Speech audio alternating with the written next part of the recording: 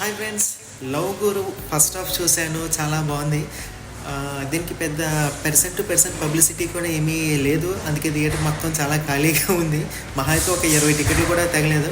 So anyhow, Vijay Antony లాంటి వాడు ఒక లవ్ ఓరియంటెడ్ మూవీ, ఒక ప్యూర్ లవ్ స్టోరీ, ఎటువంటి ఫైట్స్ గిట్స్ ఇలాంటివి ఏమీ లేకుండా ప్యూర్ ఎమోషన్స్తో కూడుకున్న ఒక మంచి లవ్ స్టోరీ యాక్ట్ చేశాడు అని అంటే కొంచెం ఏదో డిఫరెంట్గా అనిపించింది. So anyhow, I just wanted to let you people know అతను ఎంత మంచి యాక్టర్ అనేది మనం చాలా మూవీస్లో చూసాము. సో అలాంటి యాక్టింగే మనం ఇక్కడ ఈ మూవీలో కూడా చూస్తాం. ఫస్ట్ హాఫ్ వరకు కూడా బాగానే ఉంది.